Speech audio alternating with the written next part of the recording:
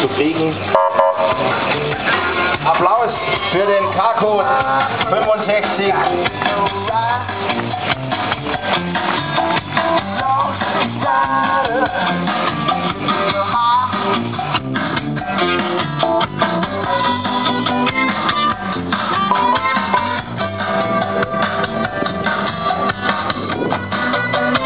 Wie wir sehen, ein hübscher Herr mit einem hübschen Füchslein kommt zur Bühne. Gratuliere.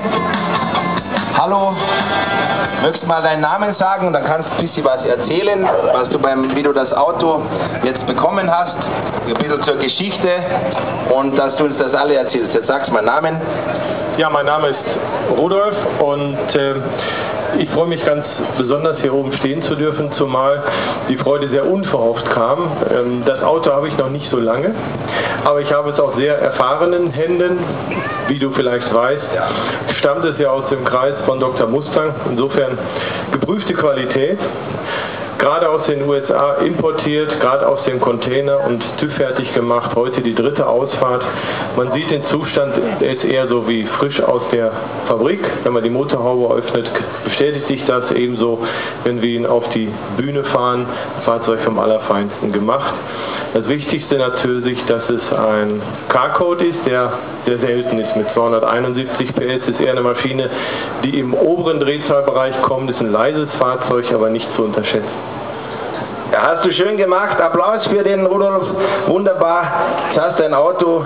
Schau drauf. Was bist du für Baujahr?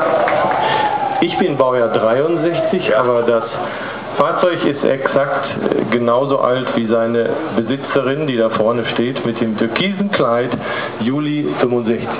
Das ist schön. Also hat die Frau natürlich auch Freude dran, wenn ihr da fährt. Gratuliere. Hier ist dein Pokal.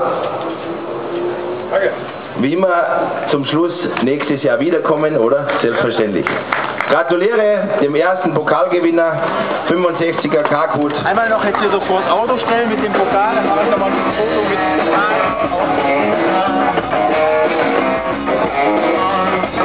So, der nächste dann vorbereiten. Das wird ein Cadillac sein, der weiße Caddy. 58er Baujahr.